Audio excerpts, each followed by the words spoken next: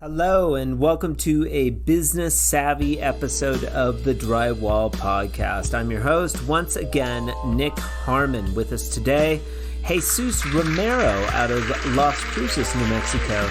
We quickly dive into the business of running a drywall business and challenges that can occur, and also how he got his bachelor's in business while running his drywall company at the tender age of 18. Simply, understanding that while we are in the business, of providing quality and we're providing, a service, it's still a business. And I think that's the hard part to understand that, it's everything that you see, from convenience stores to hospitals, everyone has a bottom line, and it's easy. And in my case, it was easy to, be like, no, I mean, we need to do this better and not truly understand that it's still a business, Jesus is very inspirational to me, and I'm glad we had a chance to talk.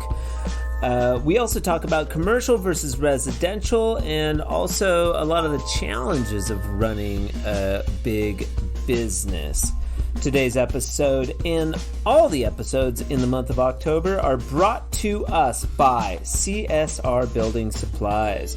CSR is also offering a sweet swag bucket for guests of the Drywall Podcast.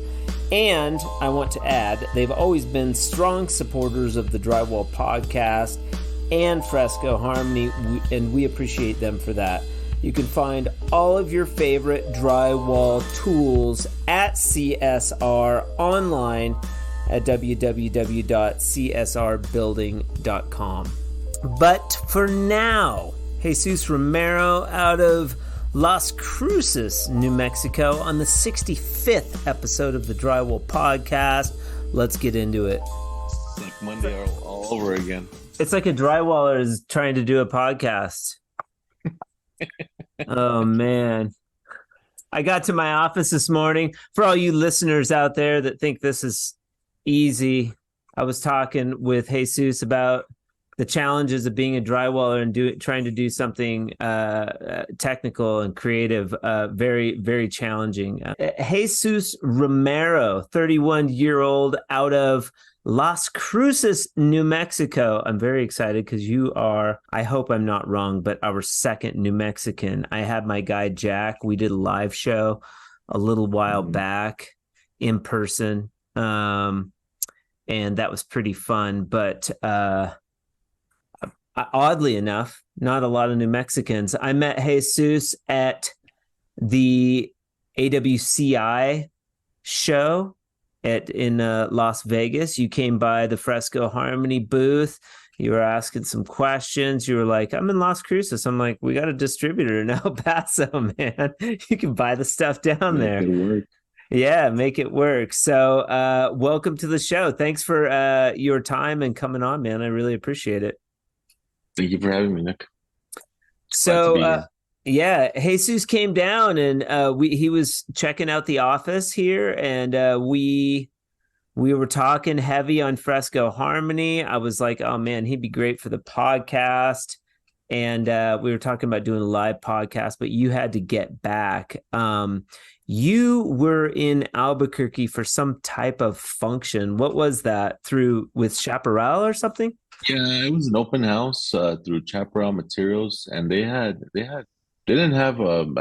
some vendors there for drywall, for screws, for metal. It was actually pretty interesting, and it was good to see it happen in New Mexico. Because usually you got to travel out of state, to have events like that. So I believe, if I'm not mistaken, that was the first time that they put it together. So They were talking about next year and how to make it better. So hopefully it's something that can grow in the state too, because we need it. We need stuff like that to come here. Yeah, New Mexico's pretty, I call it's a depressed sort of economy. It's challenging here to make a buck. We'll dive into that a little bit. The money conversation, if you don't mind. A lot of people are interested in it. Jesus, a younger person in the trade, you said that you took your company over from your father. Yep. So my dad, he did drywall for, I'm going to say, go out on a limb and say maybe for 25, 30 years. And I was telling you before we started, I started working with him when I was, 7, 8 years old, scraping floors, filling nails, screws. He used to tape by hand, and I remember that, he had his roll of tape on the side and his mud pen, and no banjo. No, when he started, I don't know. I'm pretty sure it was out there already, but that's how he learned tape by hand. So, he did that. Unfortunately, he passed away in 2010, and that's when I took over. I was 18 years old, and it was interesting. It was interesting trying to dive to the other end, because I think what me and you were talking about right now is being out there, working day by day, kind of doing the manual labor is the easier part of owning a business. Yeah. So trying to dive into the financial side and being, financially responsible to take care of all your responsibilities, your dues, taxes. I think that's the challenging part. Yeah. Because a lot of people don't know too, and there's a lot of states where you don't have to be licensed. In New Mexico, you have to have your drywall license. There's a couple of states like that, but not all states you have to be licensed. I went and I took that stupid test, and I got the USG handbook. Yeah, you had to do that. I took my test. So leading up to when I think I was 17, I applied for my it's a GB2. It's a residential contractor's license. Yep. And I mean, within it falls the classification of drywall. And I had a hard time having them let me take the test. And it's just such a different story, because it came down to my dad passed away. PSI would not let me take the test to get my license. Why? And because you were too young. I needed 2 years of experience, and there was some hurdles to pass through, definitely. Finally, 5 months after my dad passed away, I was able to get my license and really go out on my own and kind of started knocking doors. So that's the way that. So right now, my company, I am a residential contractor. We have a GB2. Yeah. If you don't mind, what's your dad's name? Jesus Romero. Jesus Romero as well. Yep. And what happened, if you don't mind saying, what happened to the? Because he was probably young, right? He was 49. It was hard, man. Let me tell you, it was hard. Seeing him because he was a strong man. He was a really strong man, strong-willed, strong character. So seeing him go from being such a pillar in our family to getting sick to passing away, it was some big shoes to fill. He got diagnosed with terminal liver disease. Okay. And that's something that came it's come down from his side of the family. Okay.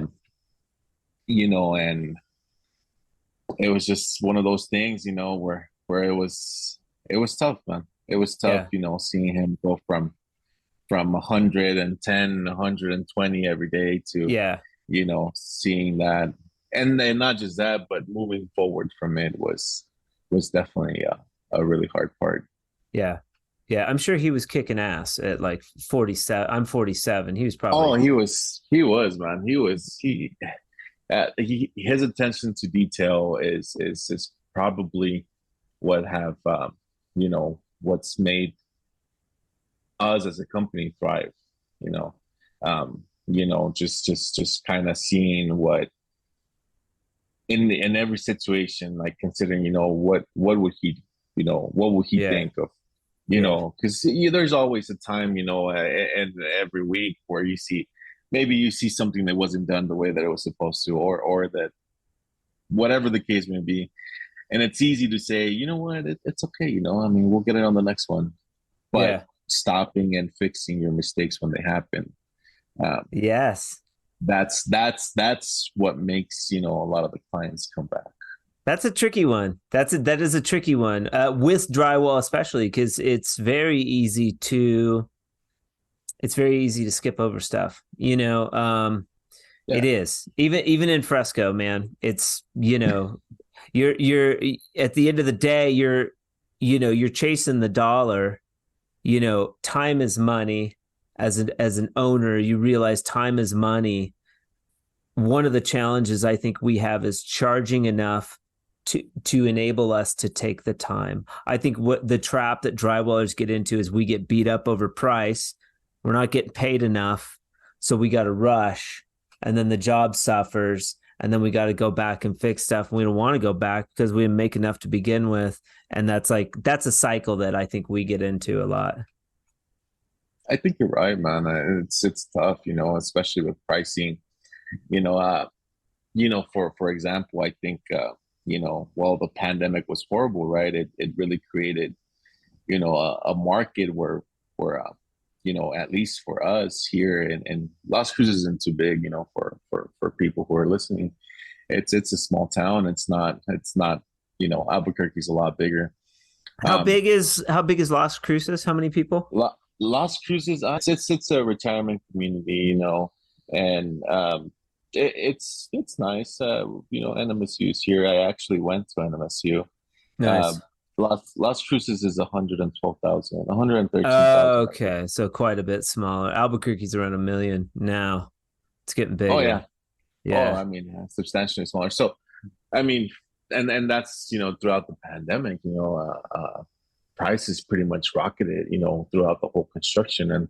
And I think while that was good, it was also a bad thing, because it just created kind of like a vacuum for a lot of people to just kind of jump in and then jump out, And right now we get a lot of, we do a lot of warranties for companies that aren't around anymore, kind of make a buck and, just leave.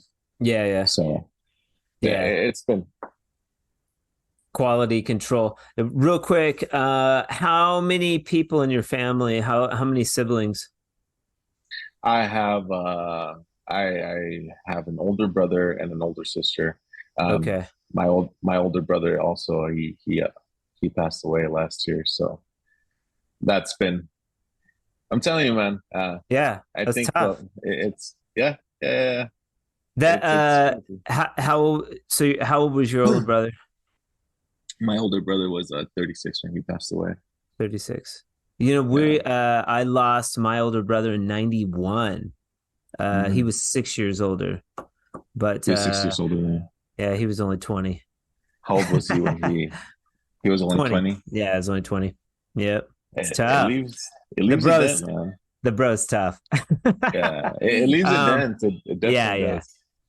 So having those back to back, how's mom doing? I mean, she's tough, man. She's got to be tough as nails. She is. She's truly inspiration. My mom, she was you see the whole thing with college.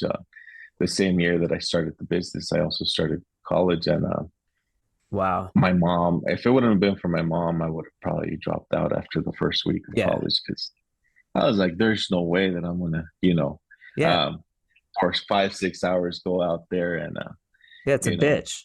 Work on a house and then come back and then answer the phone, and it was hard, man. It really was. But you were busy. But I just want to say really quick, a testament to your dad's legacy and maybe your bro as well. Did the bro work with the company? He did. He was in and out. And he was around the industry. He ended up moving up to Minnesota. I have some relatives up there who Okay. are also drywallers, All right. and he ended up working over there and that.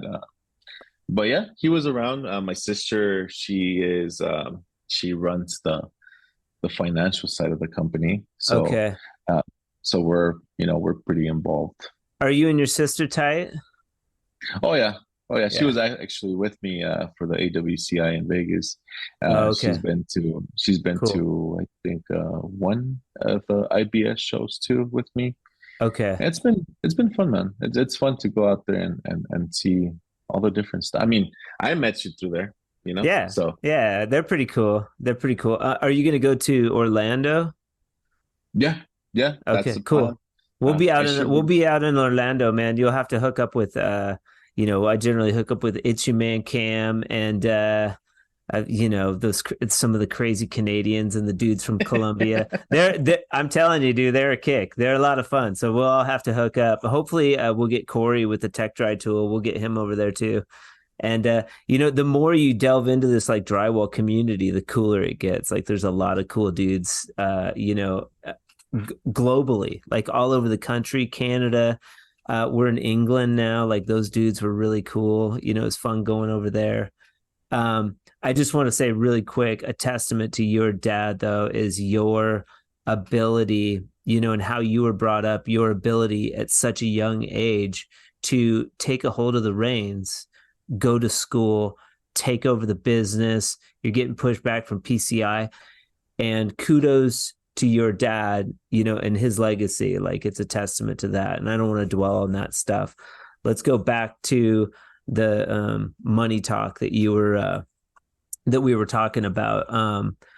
The economy, that's interesting to me. So you're saying like there was an uptick in the economy now during the pandemic in construction and drywall, and maybe some companies were coming in that weren't forthright, didn't do as good a job, and now you're sort of cleaning up some of their mess. Let's talk about that.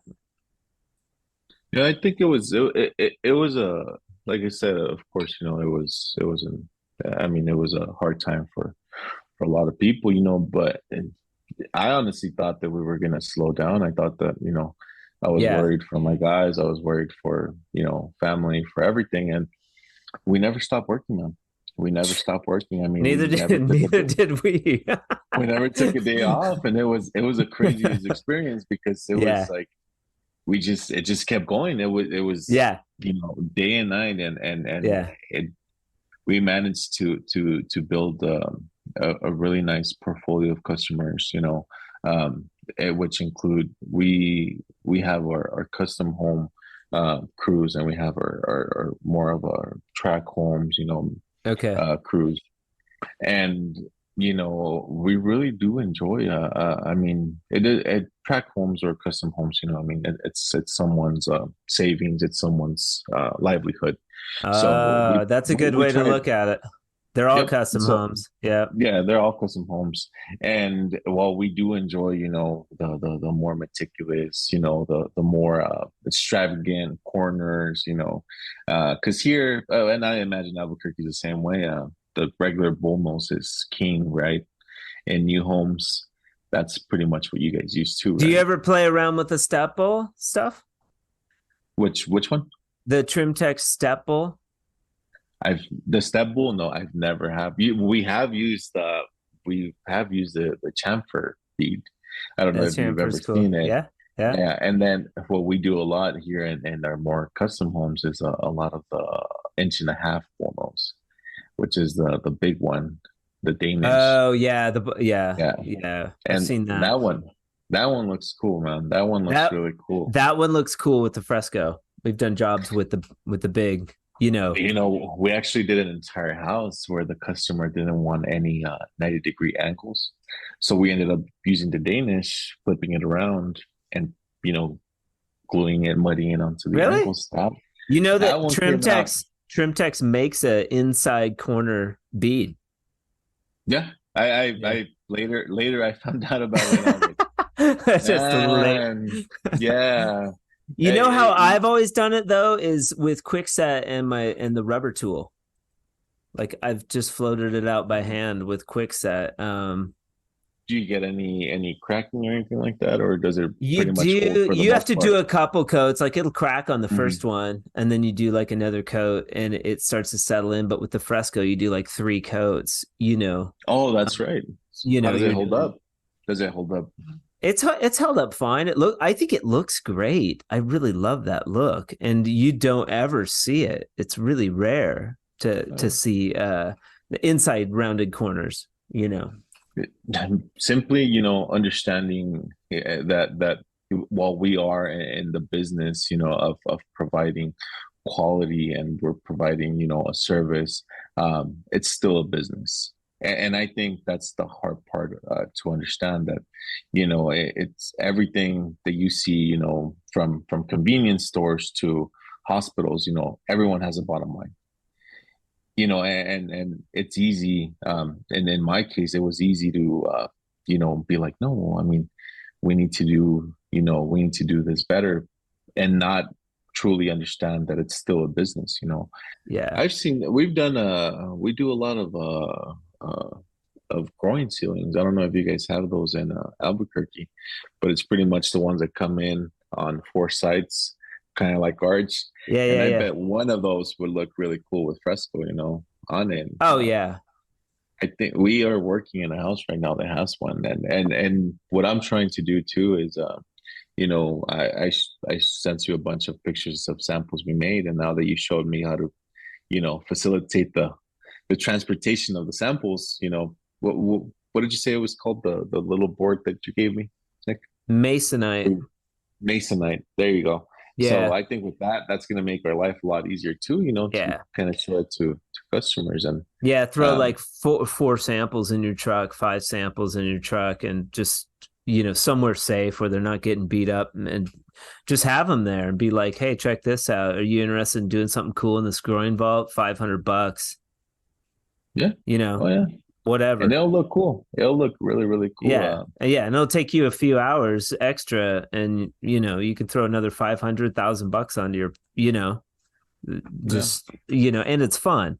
And that's something too I think the builders appreciate too. But we have on the Fresco Harmony, there's a page called on Facebook called the Fresco Harmony group. It's a hmm they had for a while, their groups were really popular on Facebook.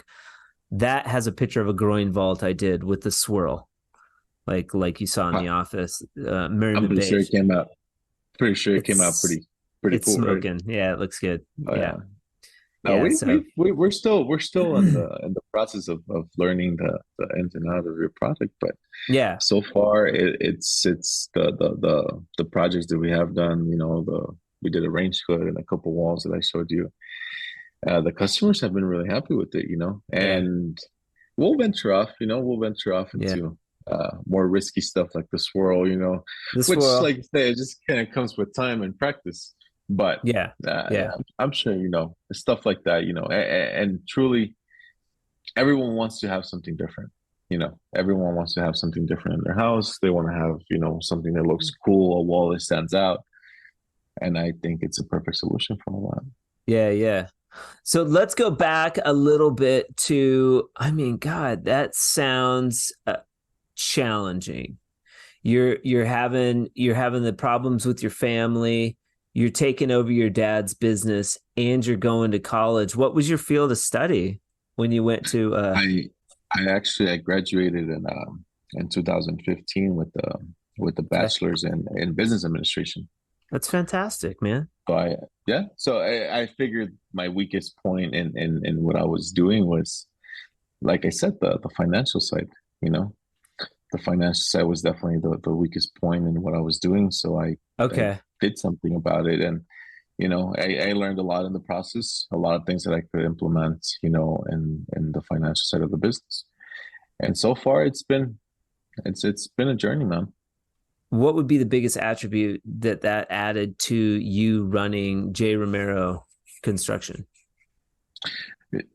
Simply, understanding that while we are in the business, of providing quality and we're providing, a service, it's still a business. And I think that's the hard part to understand that, it's everything that you see, from convenience stores to hospitals, everyone has a bottom line, and it's easy. And in my case, it was easy to, be like, no, I mean, we need to do this better and not truly understand that it's still a business.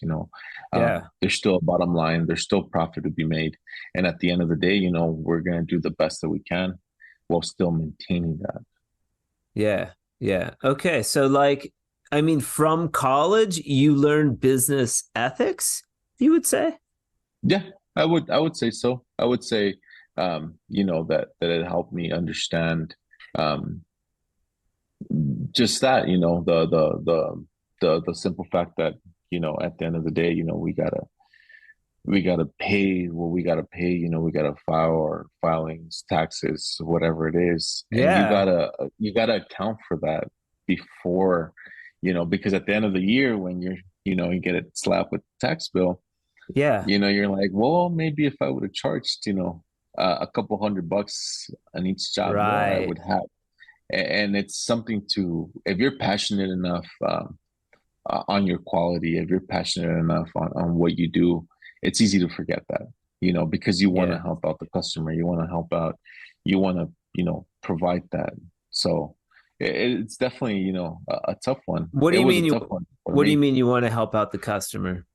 Yeah, well, it happened to me, and it just still You want to happens to give me, them you want to give them the best price. You want to give the best price. They're like, "Why is it so expensive, Jesus? you How, want you want how to come give you. it's Yep. just a patch. It's just a patch. Why is it up $500?" And it's like, Yeah, I'm running a business, dude. I'm only going to make $50 on this that's patch. that's exactly what I'm saying. You want the best. You want to do the best by them, and then sometimes Yeah, it's easy to yeah. forget to do the best by you. To do, That's like right. I said, Or the best family. by your employees too, Exactly. because you want to Exactly. pay those guys good, otherwise they're going to leave, then Which you're was a then you're big. looking around. You're looking for It was employees. it was a really big thing during the pandemic. Employee retention was. Yeah. It was bad, man, because everyone would just, and I get it, right? If a competition is offering them, two, three, $4, $5 more, hey, Yeah. you guys have family too. It's Yep. completely okay. Yep. So Yep. yeah, So you had that was. you competed with like headhunters, like dudes around Las Cruces were like picking your guys. Oh, I mean, the thing about cruises, saying that it's so small, we all know each other, man. Everyone knows Oh everyone, yeah. so Oh yeah. it's a very small community, and yeah, Yeah. for the most part, yeah, everyone is pretty friendly with everyone, for the most part. For the There's most part. always, Yeah. but that's just like anything else. So yeah, we had a bunch of guys, and I think that's what it comes down to, that, while you do want to help out the customer, and then while you are passionate about what you do, you also have to be passionate about, helping out your business and having a healthy business, and helping out your Yeah. guys, especially the ones that have been there, for years, and Oh the yeah. ones that give you good work. I mean, I tell a lot of people I'm just one guy, I mean, I'm just one guy. If I didn't Yeah. have all the guys out there working, Yeah. and the good ones, kind of leading the way, then, it wouldn't be a business. It would be a one Yeah. man show. How many what's your company? What's the size? How many dudes? We here, and I think in the state of New Mexico, it's a lot of this, and I believe, in the whole U.S. So we use a lot of contract labor. That's, Okay. including all the Yeah. contract labor that we have, well, the That's people that we common. have on our payroll. Yeah, we've, in the highs of the pandemic, we were high as 40, 45 guys. I Okay. think right now it's down to 20, 25. So You have a pretty chill demeanor, which I'm sure helps with running a business for sure. So when let's go through it a little bit. Are you doing like piece rate? Do you do piece rate? Do you have like dudes that are on like payroll. Like there's a handful, they watch over the job, they can go out and do patches, touch-ups, whatever, texturing. Hmm. And then you've got dudes that come in and hang. Like you'll sub out hang, sub out finish. Do you sub out all aspects, hang, finish, and texture? Well, actually, all of the finishers also do texture. So Nice. and here and it's so crazy to think that it's different in Albuquerque because I've done a couple of jobs in Albuquerque and some jobs in Santa Fe. And I remember the first time that we did something in Albuquerque. Okay. I got a call from the hangars, and they're like, "Where are the corners?" And I'm like, "Well, the taper installs the corners." They're like, "No, no, no, bring the corners. We're gonna put them on." I was like, "Okay." I Beautiful. was like, Sweet. "Yeah." And here in Las Cruces, the finisher installs the corner, and it's like I said, I have friends in Utah and Minnesota that are Okay. also finishers, and it's crazy talking to them how much it kind of changed from place to place. Yeah. I think up north, they sub out the sanding. They don't sand their own thing. I'm like, that's crazy because we do everything. Yeah. Here we hang our corners, we do the tape, we do the finish, we do the And just texture. a moment of peace for those companies that are subcontracting the sanding. I don't know where you're from. I don't know what planet you came from. Or you thought that would be a good idea, but my hat's off to you, man. It's And I hope you're crazy. charging. I hope you're charging enough. It is truly crazy to think about. And you see, once again, meeting people from other places, it's cool because you get to learn. Um, I met two gentlemen. Yeah. I met two gentlemen in Albuquerque for the open house that I went to, and their family has a lot of history in El Paso, and they were telling me that they did the transition from residential to commercial, and they were kind of telling me that they just let go of residential completely. They stopped doing, residential drywall and they just went commercial.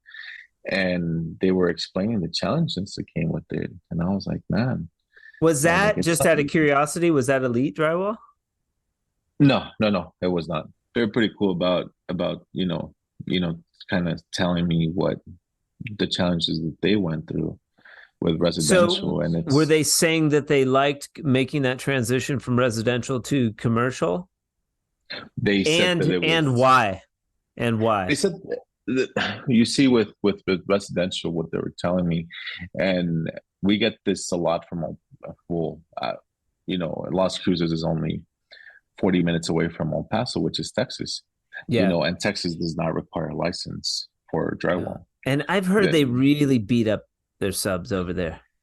the prices, it's hard, man. We when I started, we picked up some work, in El Paso, and it was tough, man. I was Yeah. like, how are you Yeah. supposed to make any money? So what they Right. were saying is, we had to meet a certain criteria per week to make, X amount of money, while in commercial, it's completely different. And while it has its own challenges, and it's hard, they were saying that for them it was the right move. So Because it's so much more money that you can concentrate on, like just it's the it's job. larger, yeah, larger projects, Yeah. Yeah.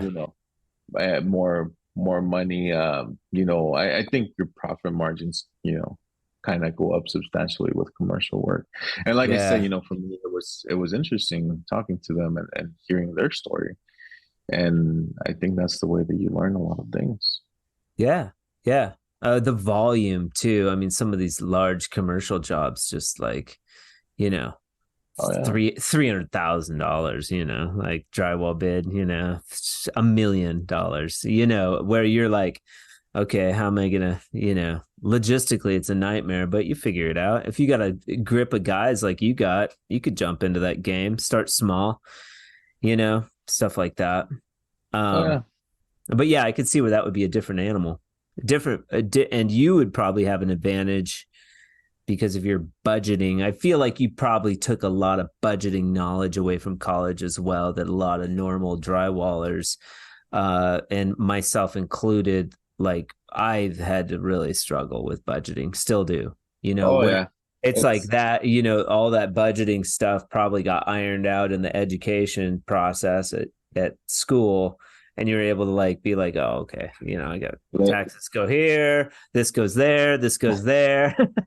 let me tell you, man, spreadsheets are your best friend, Spreadsheets are your best friend, and it's you can put everything on there and keep track of expenses of and man, it's a lot, Yeah. and I think too, when I started and even a few years ago before I learned, about AWCI and all this, I always thought that drywall and finishing was really like looked down on. Yeah, and it's there's actually a pretty big community out here, supportive too, which is kind of cool, Yeah.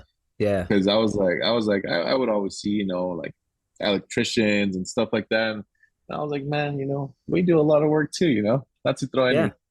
any rocks at them, but I was like, we do. Those electricians, they're assholes. We don't.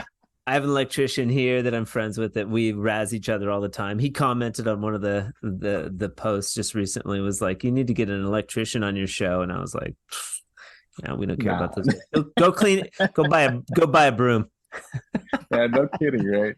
But yeah, man, it was really cool. I actually last year was the first time that I went to AWCI in Grapevine, Texas, Okay. and I only found out about it because I got an email from I, I don't know if it was Ames or someone like that, that said visit us in booth, Yeah.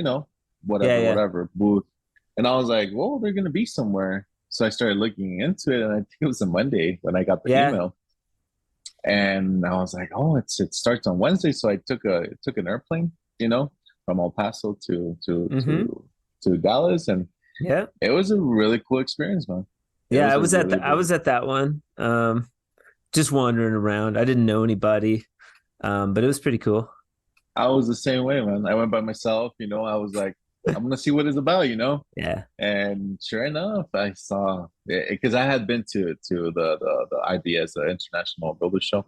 I had been to a couple of those, Yeah. and they're nice. They're very they have a lot of knowledge, um, and AWCI is just concentrated in what we do. So that was cool. Yeah, yeah. It's more specialized, I guess, to the drywall trade. We can go see some of the cool new stuff that's coming out. Yeah. Yeah, I was vetting it a little bit. I was like, do I want to do a booth at this thing? It's still hard for me to like, I marketing in this space for a product is really weird. Things like a podcast and like me flying somewhere to go do, a training and post that stuff on social media has a lot of merit Mhm. versus like a booth at Intex where I'm meeting like, the owner of National Gypsum who could give two shits about what I'm up to, He'll be like, "Oh it's yeah, nice weird. meeting you." Yeah, Yeah, yeah, meeting dudes like you were much more valuable. And I met a lot of guys like you that were very interested in Fresco. We had a good time at our booth. Cam was at our booth, Chad Hesher. They're getting ready to do a big Fresco Harmony job. Chad's driving, they met at that show. Cam's driving, and also Mhm. Sean Ramsden from Canada. They're both driving to go help Chad in Ohio with or Illinois with a Fresco Harmony project coming up. Really? And yeah, they're just like, we'll come help you. Like, That's cool, right? Just like a yeah, little Chad. road trip, Yeah, a little a road work trip, road trip. couple and buddies that like they're buddies. So, they party and hang out and shit. And they have smaller companies, obviously, but like they're like, yeah, we'll come help you do. It's Chad just ordered like 34 color packs. Like that's a big, 7 gallons of sealer. Like he's up to something over there. It's gonna do some. Yeah, I'll get Galtiero steel, which is the dark black color. Mhm. It's a darker gray. So they're going to be doing a gang of that stuff out there. That's going to be fun. Um, That's the yeah, first one that we tried. That's the Galterio Steel is the first one that we tried with, and yeah, cool um, color. I think I told you when I met with you last week, that we left a little bit more design on the first coat, and it looks cool, man. It looks cool. Once you allow what I've gotten, the feedback that I've gotten from that, from leaving more design on the first coat, people come and touch the wall and they're like, "Oh, it's smooth," but it doesn't look Yeah, smooth. yeah, it doesn't look smooth. Yeah, And I'm like, "Oh, yeah." I mean, it's cool. It's a cool visual effect that you get yeah, from something that is smooth. So, yeah, yeah. but People feel the wall. I get that a lot. They always want to touch it. that one and the Midnight Davis is the other one that we did, and Oh with man, the gold sealer. That yeah, one came out smoking. really cool. I could. It was a very interesting, what you told me last week about applying, for like a one coat of gloss sealer and then the gold to Oh kind of, yeah. and I think that's what we're gonna do next. See how Well, long. it's stronger and then it stretches your metallic sealer. So, and it's more even like over a surface. So, as you're Yeah. putting it on, when you're putting on the base coat of gloss, it soaks right in really quick. So you'll get the sheen, the brake line sheen. But when you're Mm. moving that second coat with the color, it just spreads out over the wall and there's no real, your stop and start points are much like broader. So Oh, okay. the I wall's think it's gonna. stronger, stretches the material. The wall's stronger doing two coats. I mean, your sealer on the second coat goes like 3 times as far. Then the first, yeah, the first one Yeah. soaks it right up. Yeah, Yeah. you're But right that on that. gold is sweet, especially the gold over the black. Like that's badass. I think it looks cool. It's that one, and I think the smoke sealer also. With Yeah. the lighted colors, really. Yeah. You Yeah. know. It's cool. But it was Um, a really interesting conversation that we had last week. I had a yeah. lot of questions on patching and all that, and I think Yeah. we Yeah.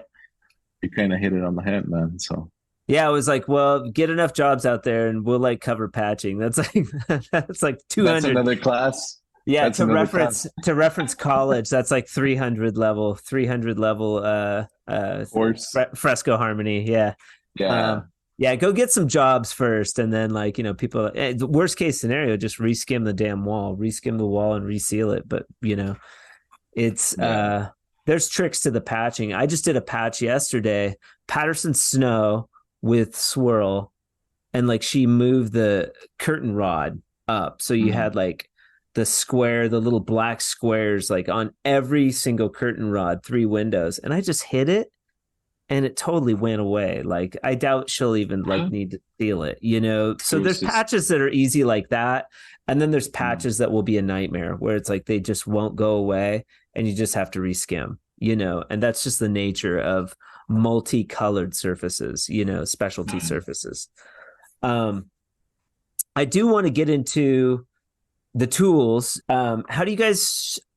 You're obviously still not doing it by hand. Are you using all the tools? You're using bazookas and boxes and stuff Oh like yeah, that? oh Oh, yeah, okay. yeah, yeah. How We how use long all. how long have you been doing that, and what was that transition like? Well, I mean, you see, once, like I said, when I was young, my dad was taping by hand. Shortly thereafter, they picked up a banjo, for a couple of Yeah. years, and then that's when the bazooka came out. Okay. And I remember how hesitant, everyone was about it because I mean, it's scary, man, Were right? It's you new. were you, were you hesitant? Oh no, no, no, no, no. And actually, when my dad picked up the first one, I believe it was through. If I'm not mistaken, it was through Ames. You know how they had that. I don't Was know it a if they still rental? do. Yeah, yeah, they had the rental program. I don't know Okay. if they still do or not, but and it was history from there.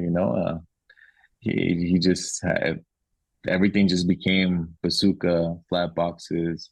The only thing that we don't use that I believe a lot of people do is the corner, but not the corner box. It's the The like the flusher. syringe. Yeah, the one that's automatic. You know what I'm talking about? Yeah, the compound tube. Yeah, there you go. But we use a corner box you still got to push on it. You don't just, but Yeah, other there's a than that, lot of different systems now for the inside corners that I don't know about because we used a corner box like you're talking about, like an angle box. yeah, an Yeah. angle box. There you go. Yeah, that's exactly what we use. And I think the other thing that I was telling you too is we've always been mud pan and knife. Yeah, That's yeah. we've I show my guys videos about the trowel and the Yeah. hawk, and they're Yeah. like, Like they're whatever like, I don't his know. is. Yeah. They're like, okay, you're crazy, but Well, that's just here. That's I was telling you I didn't have a choice, man. But like the texture that we were doing, and Drywall Shorty up in Montana, she does like this she calls it the swirl texture, but it's like she goes back and forth with a pool trowel and it doesn't cut in. I don't know what hand texture you guys are probably doing, a skip trowel up there, a light skip trowel. Yeah, we do. What picked up a lot here in Cruces was a hand texture, but more on the imperfect smooth. So very Okay. little design. And then it's really sanded. We sand all our angles, all our electrical boxes, all the Okay. corners. So it's a very clean finish. I'll bet. Like very little, like, so the base coat with Fresco Harmony, like that was the texture we were leaving, like light, imperfect, Mhm. smooth, kind of just a couple of veins here and there. And then the Yeah. pool trowel was nice because it wouldn't cut into the wall and you could just cruise with the hawk and trowel. I think that's a good segue for like, if to get your guys interested in the hawk and trowel, like do a whole house if you're texturing And and just give them the hawk and trowel and be like, here, trick them into it. yeah, you guys can only use a hawk and trowel. You can only use a hawk and trowel in this job. We're going to Yeah. texture it in this way. And then all of a sudden they're experts at the base coat, because they did a whole Oh house. yeah. And honestly, I am very interested in it because like you say, I see a lot of Canadians on Instagram, and man, are they good with Yeah. And the like trowel? I can run a corner bead now with my pool trowel and a hawk. I could easily run corner bead and no problem. Like no And it's problem. just it just came as easy as anything Yeah. else. Well, and it's cool because I can do both. Like I can run quarter bead with a 10-inch and a 12-inch and a pan, and I could run it with a hawk and it. You see a lot of dudes will use a hawk and a like Mhm. 10-inch to run. A lot of the Canadians will use a hawk and a 10-inch to run corner bead. The hawk's just interesting, but there is like when you go to mix quickset, you want a pan. There's aspects of using a pan and knife I think that are better than a hawk and Yeah, trowel for finishing. I can see how quickset would be a little challenging on the hawk for sure. You have Yeah, to build like a little you gotta have a pan. a volcano and Yeah, a little drop some volcano. water in the middle. You know, but That's yeah, funny. no, I do see how they work with the trowel, and I'm like, man, it looks. I mean, and I think that for drywallers, this is a very common thing. It looks easy up until you try it. Up Yeah, until you try to pick it up, and you're like, oh no, yeah. it's not No, it was not as hard at easy. first. I mean, it was nice that I had a background with the mud and I understood the mud, but there was a huge learning curve. It took several houses to get proficient, and I got real messy to where I could figure out, because I only use one side of my trowel and a lot of people use Mhm. two sides of their trowel. So that's a little different. I explored that a little bit. I found that interesting. Uh, that's just what worked for me better. I could keep the backside of my blade clean and my angles when I cut in were nicer. And you can absolutely texture and do the same stuff with I think it's minimally quicker. I just think it's more efficient as it Good pertains to job. fresco. Like but I carry a pan and knives with me also in my truck. Just for good old time's sake. Yeah, patching. Like even when I do color patches, like I'll throw a little bit of Mhm. color in my pan, if I'm going through a house and patch them with the color, you know, I'll use a pan and knife. It's Are just easier. are are you fairly good at matching color on the lower? You don't have to mix a whole bucket. You can kind of like grab a pan and put a little bit of color and kind of No, Get the no, color that no, that's a is good it? question. I keep Yeah. all my buckets, so I'm really anal when I mix the color to use clean water, and then Okay. don't put water on top when you go to keep your bucket. Like leave it dry and just put a lid on it.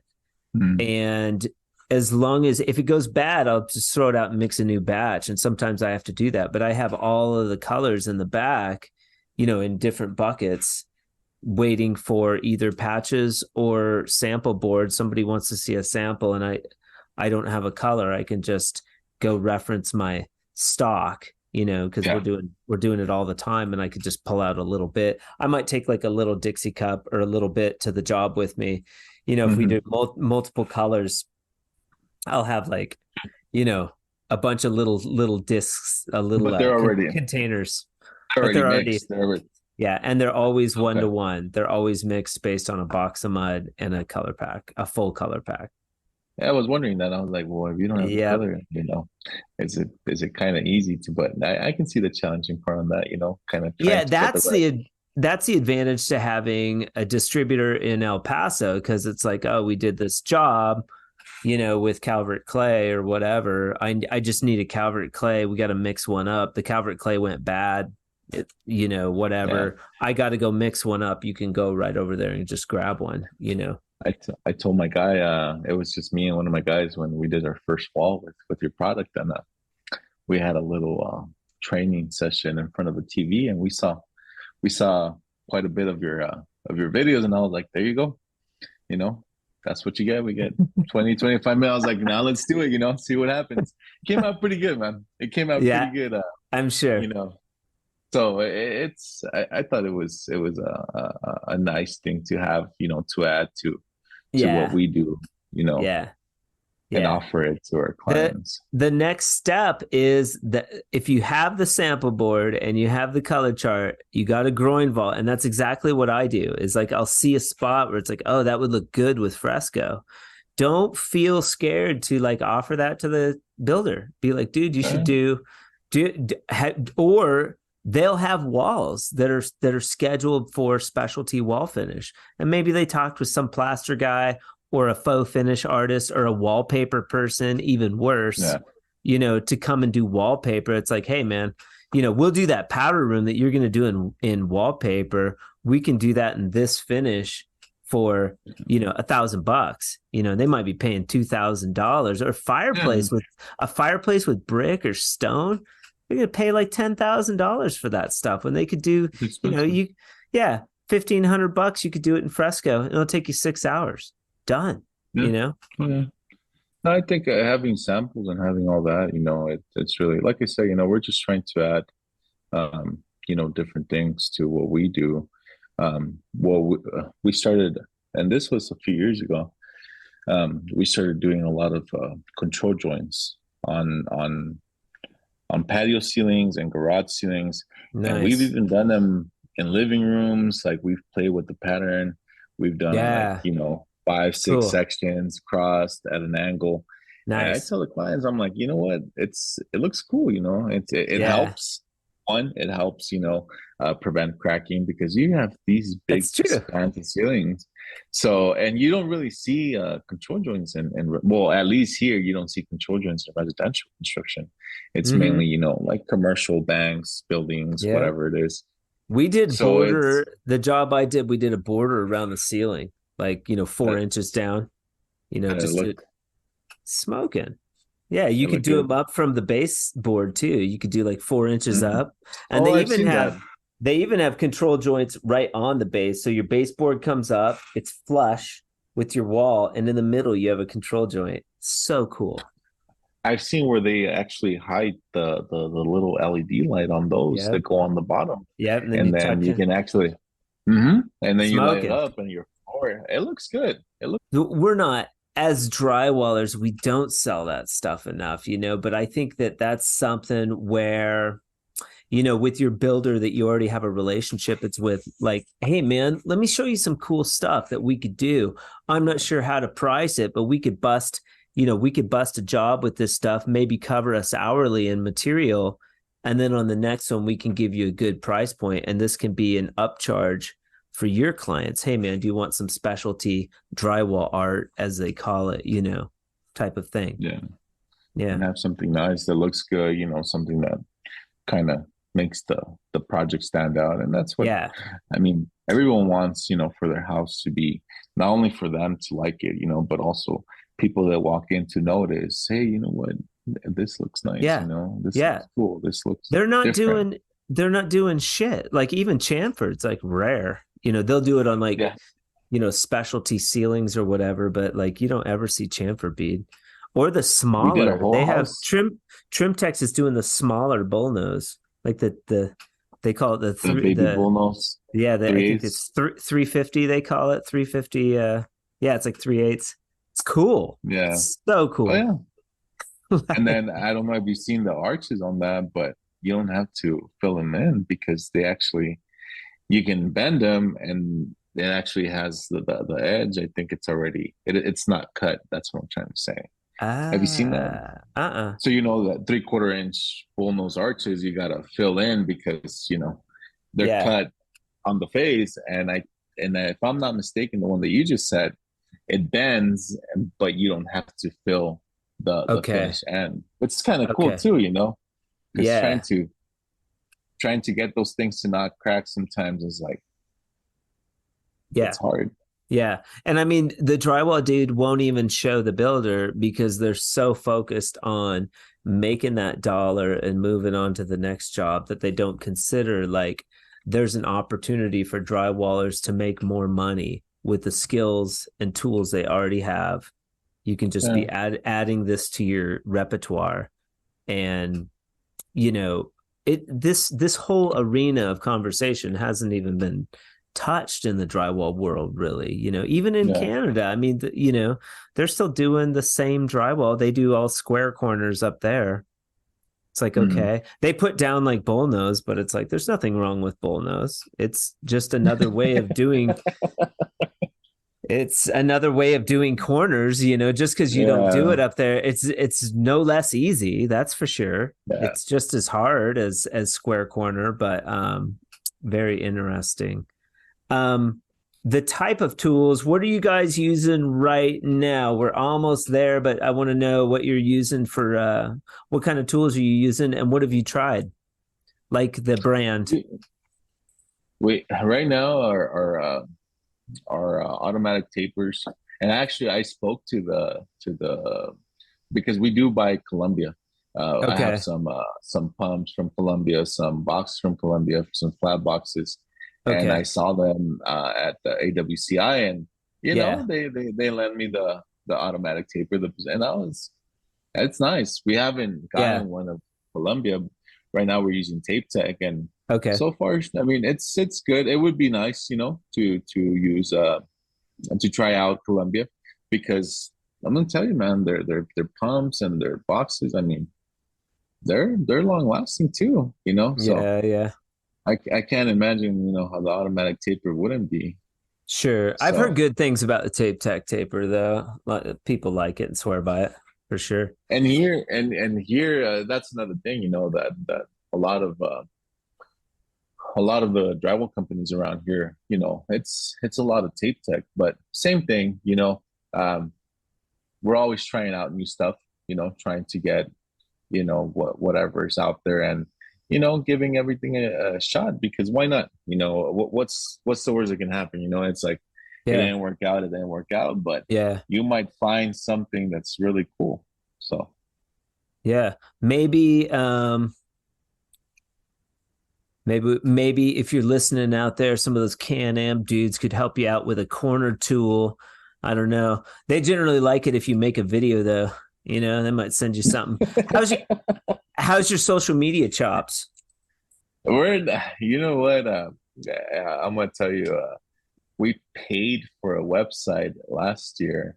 And the guy is still waiting for us to send him pictures because we've been so busy that we haven't taken the time. And it's silly, right? Because it wouldn't take long to send him all the information he needs, but every week it's like, it seems like it's going to be a slower week. It's never a slower week, man. It's always, there's something going on. There's something that Yeah. needs to get addressed, and so But I mean, social media. do you go on like Instagram I and have Yeah, I have an Instagram for the business. We okay. don't upload as much as I wish we would.